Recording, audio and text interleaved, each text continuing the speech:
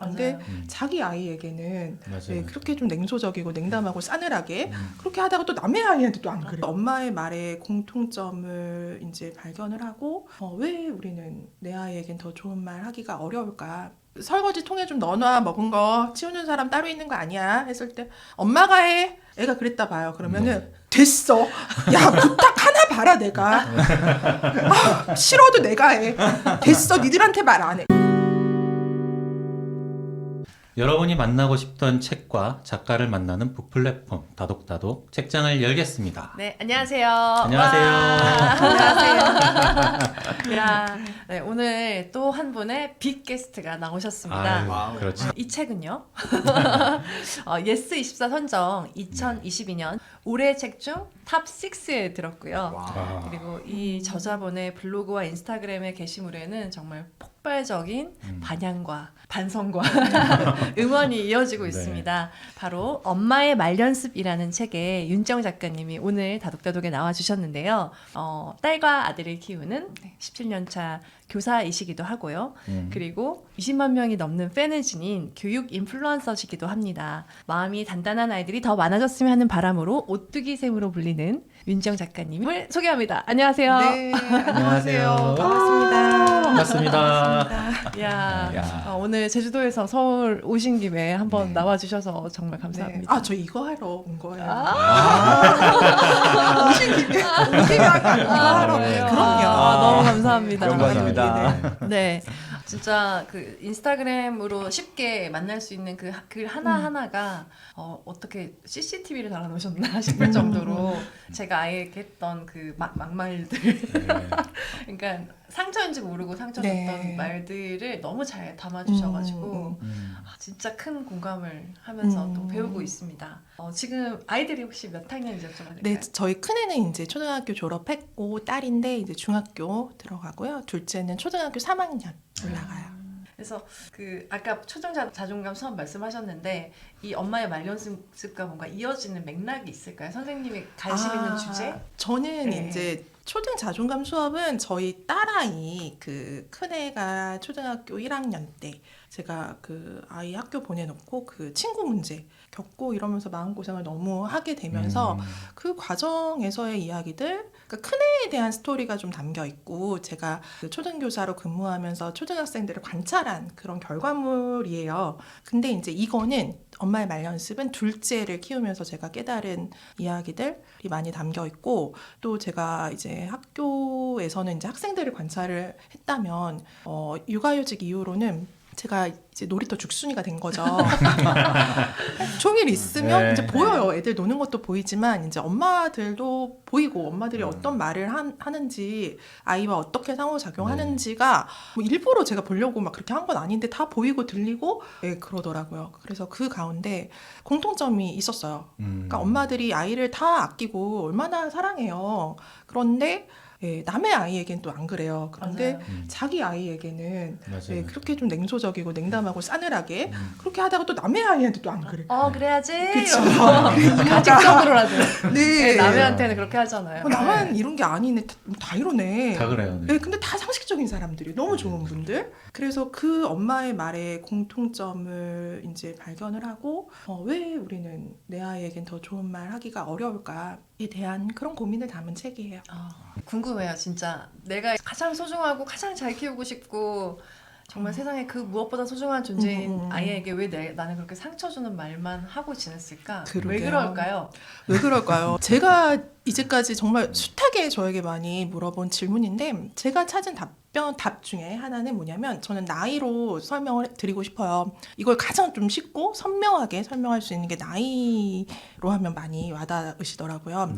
이제 나이가 생물학적 나이가 있죠. 네. 그거는 태어난 해에 따라서 결정이 되기 때문에 바꿀 수가 없어요. 저 3년째 39이잖아요. 내년에도 4년째 39, 계속 39이에요.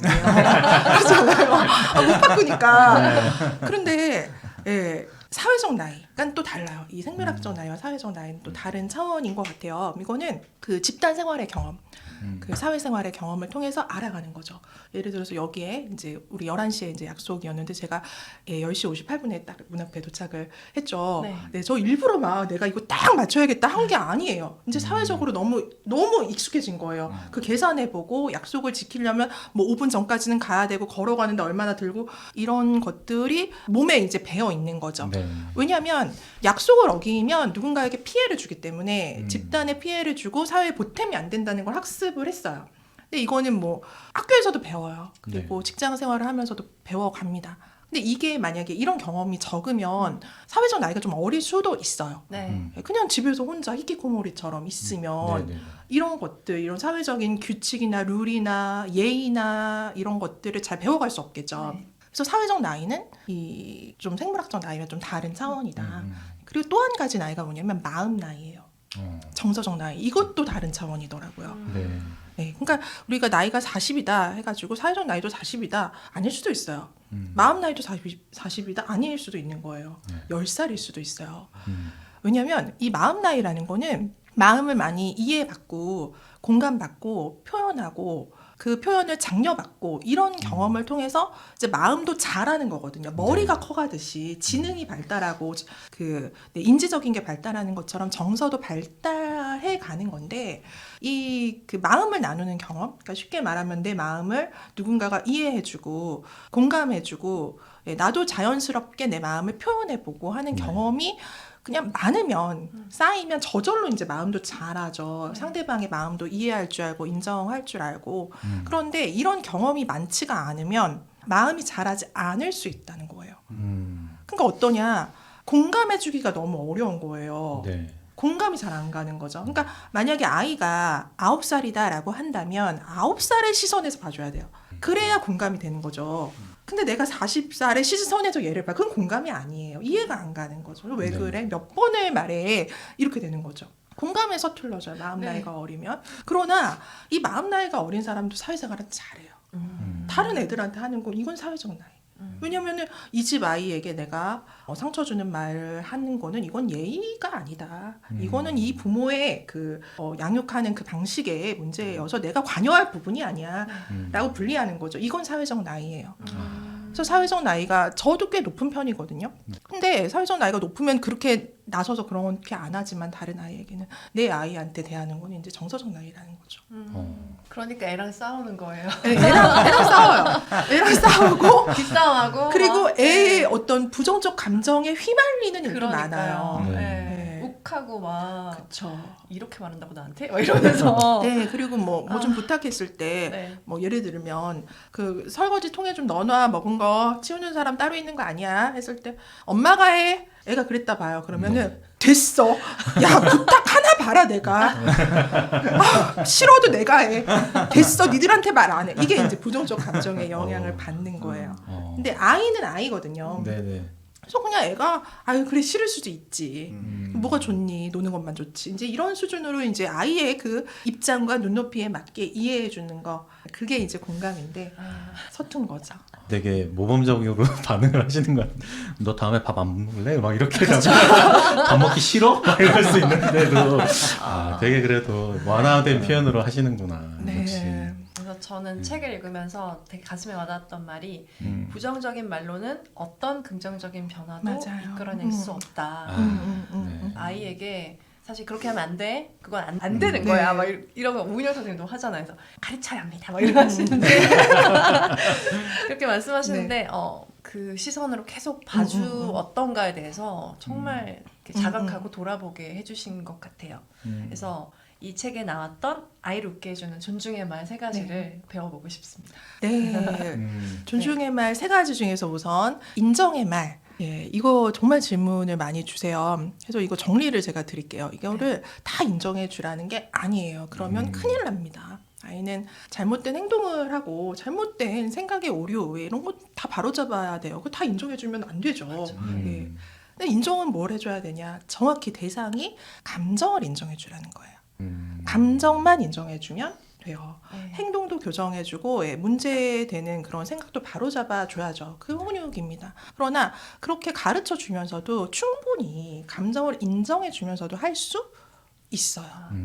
그러니까 그러니까 아까 그 뭐 안 되는 거야. 뭐 그렇게 할 때도 그러니까 가르치는 거는 괜찮은데 그거는 꼭 필요한데 거기에 감정이 실리는 게 문제거든요. 네, 많이 실려. 많이 실리죠.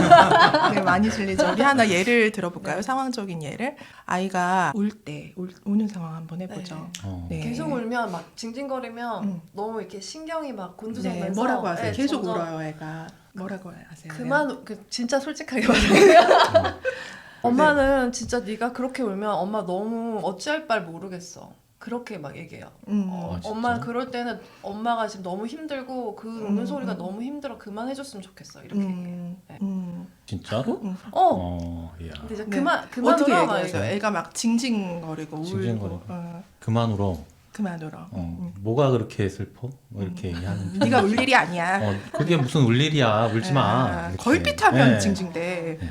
그렇죠. 그럼 그렇게 만약에 얘기하죠. 아이가 우는 게 아니라 무언가를 물어봤어요. 아빠한테, 엄마한테. 뭐 예를 들면 저희 아들이 얼마 전에 밀물과 썰물이 왜 생기냐. 똑똑해. 얼마나 기특해요. 네네. 그러면은 그건 말이야. 그거는 달이 지구를 당기는 힘 때문에 달의 인력이라고 하거든. 하면서 아주 친절하고 다정하게 네. 얘기를 해줬어요. 네. 그런데 이제 얘가 울어요. 그럴 때는 일단 기분이 나빠. 왜냐면 그게 울만한 상황이 아니었거든요. 제가 얘기를 했어요. 네. 조심하라고 얘기를 했는데 넘어진 거예요. 그 말을 안 듣고. 이제 제가 분명히 거기 이제 너 넘어질 수 있으니까 그 신발 신으면 너 그 넘어질 수 있다. 그거 신지 말고 이거 신어라 했는데 그 신발을 유독 신고 넘어진 거예요. 네네. 불편했죠. 거 봐라. 음. 엄마 말 안 듣더니 너 뭘 잘했다고 울어 네가 하고 싶었지만 제가 이제는 알아요 이거를. 그러니까 무슨 말이냐면 우리는 내 감정적 불편함 때문에 그 아이의 감정을 통제하려고 들거든요. 네. 그러니까 질문하는 아이한테 너 그게 왜 궁금해?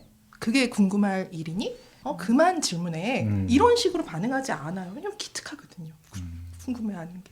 근데 기분이 좋아. 그런데 얘가 울어. 지금 울 상황이 아니야. 자기가 잘못해놓고 내 말 안 들어놓고 울어. 그러면 기분이 나빠요. 그럼 어떻게 해요? 네가 울 일이 아니야. 뭘 잘했다고 울어. 또 그쵸? 엄마가 말했잖아. 네. 그러니까 이게 결국엔 아이를 위한 게 아니라 내가 내 감정적인 불편함을 이기지 못해서 다시 말하면 감정 조절 능력이 떨어지는 거예요. 인식 능력도 떨어지고 많이 떨어지는 거예요. 인정. 선생님 근데 화가 나는데 어떻게 화를 안 내요? 네, 근데 이게 내 거라는 네. 거죠. 그러니까 네. 우리가 전 그 생각을 해요. 제가 우리 아들이 그 왜 밀물과 썰물이 생겨 했을 때 너는 왜 그런 게 궁금하니? 그만 궁금해. 그런 거 물어보는 거 아니야. 이러면 얘가 바보 되죠. 그렇죠. 얘가 똑똑해질 기회를 내가 그걸 싹을 잘라놓는 거잖아요. 네, 질문하지 네, 마. 너는 걸핏하면 질문이더라? 이러면 얘가 다시는 질문을 못 할 거 아니에요. 네. 큰일 나죠. 인지 발달이 안 되는데. 정서에서 똑같은 거죠. 애가 울어 그럴 때 네가 울 일이 아니야. 뭘 잘했다고 울지 마. 하면 정서 발달이 안 되는 거예요. 똑같아요. 근데 우리는 인지 발달에 대해서는 굉장히 유연하고 네 그래요. 수용적이고. 네 왜냐면은 애가 똑똑해지려는 게 나를 불편하게 하지 않아요. 맞아요. 그렇지만 이 정서에 대해서는 그렇지 못해요. 왜냐면 일단 불편해요. 그걸 받아주려면 되게 불편해요. 그러나 우리가 이제 내가 이렇게 말하는 게 내 아이의 정서 발달, 그러니까 다시 말하면 마음 나이를 내가 키우지 못하는 일이다라는 걸 알면 덜 할 수 있어요. 그러기 위해서 우리가 알아야 될 것 중에 첫 번째가 그 인정의 말. 그러니까 감정을 인정해주라는 거예요. 네, 인정해주는 거예요. 그 상황에서 울 수 있지. 그 아프면 눈물 나지. 다 울고 나서 얘기하자. 저는 할 말이 있었거든요. 그거 이제 신으면 저는 넘어질 거를 예상을 했는데 제가 얘기를 했는데도 굳이 신었잖아요. 네. 네, 그거에 대해서는 좀 이따가 얘기할 거니까 다 울고 괜찮아지면 엄마한테 와. 네. 엄마가 기다릴게. 인정해 주는 거죠. 그러니까 못 울게 하지 말라는 거예요. 그게 거부하는 거거든요. 감정에 대해서. 그 느낌에 대해서도 인정해 주라는 말도 저는 되게 도움이 됐고 그쵸. 애가 어렸을 때 좀 알았으면 더 좋았을 것을 전 아이가 굉장히 좀 섬세하고 예민한 첫째가 좀 그런 편이었어서 좀 묻어나고 털털했으면 좋겠다 이런 예민함을 나는 받아주지만 누가 받아줄까 이런 게 걱정이 돼서 그렇게 느끼는 거 아니야 이런 식으로 좀 생각하고 했던 것 같아요. 근데 그런 아이의 느낌 감각 맛도 굉장히 섬세하게 먹고 네. 싶은 것도 너무 많고 다양하고 막 이러거든요. 근데 뭘 그런 것까지 먹고 싶어해. 뭐 그냥 먹지. 그냥 차려준 대로 먹어. 뭐 이런 식으로 했었거든요. 근데 그럼에 감정에 네. 수용을 꼭 해줘야겠다. 네. 왜냐면은 애가 뜨겁다면 뜨거운 거고 우리 뭐 아프다고 해도 엄살 부리지 마 이러잖아요. 안 줘. 안 줘. 그거 피 아니야? 그냥 상처 씻어도 아니야? 돼. 아니면 119 부르자. 뭐 이런 식으로 극단적이잖아요. 근데 애가 아프다면 일단 아프구나. 밴드 붙여줄까? 그렇게 또 그러니까. 붙여주고 또 괜찮다 그러면 밴드 붙여서 나았네. 그냥 그런 정도로 인정을 해줘야 되는데 일단 귀찮아요. 밴드 붙여주기도 귀찮고 뜨겁다 그러면 다시 식혀주기도 되게 귀찮잖아요. 그냥 먹었으면 좋겠는데 대충 안 뜨겁고 내 기준으로 안 뜨겁기 때문에 그래서 그런 번거로움 부모의 수고가 저는 존중을 가르치는 수업료라고 썼어요. 왜냐하면 제가 그 생각을 했거든요. 근데 이거를 이제 귀찮다고 안 해줄 수도 있어요, 물론. 근데 그러면 얘가 이걸 못 배우는 거죠. 존중과 배려와 용서와 이런 것들은 이런 정서적인 것들은 절대 말로 가르칠 수가 없어요. 너는 왜 서로 배려를 그렇게 안 해? 배려해 한다고 어떻게 애들이 배려를 배워요? 일상에서 뜨거워? 한 번 더 시켜줄게. 또 말해. 엄마 또 한 번 시켜줄게. 이게 배려고 사랑인 거죠. 그러면 얘도 비슷한 상황에서 누군가 불편해할 때 그래? 내가 도와줄게. 그런 배려를 실천할 수 있는 건데 그걸 막 주입해. 반성. 명령. 아니야. 네. 뭐 이런. 배려를 명령하죠. 아. 양보해야 돼. 양보를 지시하고. 네. 네, 이런 것들로는 그러니까, 사실 배우기 네, 어려워요. 저희 부모님 얘기까지는 우리들이 다 그렇게 큰 것 같아요. 맞아요. 드라마를 봐도. 네. 그래서 그러니까 아이에게 배우지 못한 걸 강요하면 안 되겠다 말로 그쵸. 그런 생각을 많이 했습니다. 그러면 이게 인정의 말. 인정의 네. 말. 네. 그다음은 그다음은 이제 긍정의 말. 예,